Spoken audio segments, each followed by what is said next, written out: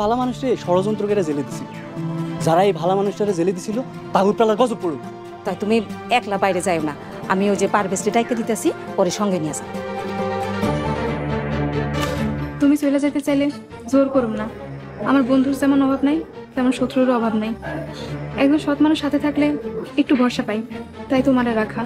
তাই জোর করুন না। হ্যালো, আসসালামু আলাইকুম বন্ধুরা। বিধবার লড়াই নাটকটি 3 নাম্বার পর্ব কত তারিখে রিলিজ করতে চলেছে ইগল টিম, এবং এই নাটকটি 3 নাম্বার পর্বে কি ঘটতে পারে এবং কি করলে আপনারা বিধবার লড়াই নাটকটি 3 নাম্বার পর্ব সবার আগে দেখতে পারবেন, আজকের এই ভিডিওতে এটাই জানতে পারবেন। আজকের এই ভিডিওতে 1 মিনিটের কিংবা 2 মিনিটের ভিডিওটা সম্পূর্ণ দেখুন, তাহলে জানতে পারবেন নাটকটি কত তারিখে আসবে এবং কি করলে সবার আগে দেখতে পারবেন এবং নাটকটির পরবর্তী পর্বে কি ঘটতে পারে। বন্ধুরা, নাটকটি সবার আগে দেখার জন্য আপনারা এখনই আমাদের এই চ্যানেলটি সাবস্ক্রাইব করে রাখুন, প্রথমেই বলে রাখলাম। তো বন্ধুরা, এই নাটকটি কিন্তু মাতব্বরের ছেলে হুজুরের মেয়ে নাটকটি শেষ হওয়ার পরে কিন্তু ইগল টিম ইসলামিক নাটক আকারে রিলিজ করেছে তাদের ইসলামিক ইউটিউব চ্যানেলে, এবং এই নাটকটি পার্ট 1 কিন্তু আপনারা অনেক বেশি পছন্দ করেছেন এবং এই নাটকটি পার্ট 2 দেখেও ফেলেছেন কিন্তু অলরেডি আজকে। তো এই নাটকটির 3 নাম্বার পর্ব দেখার জন্য কিন্তু আপনারা অনেকেই অধীর আগ্রহ নিয়ে বসে আছেন। তো বন্ধুরা বলি, এই নাটকটি 3 নাম্বার পর্ব কত তারিখে আসবে।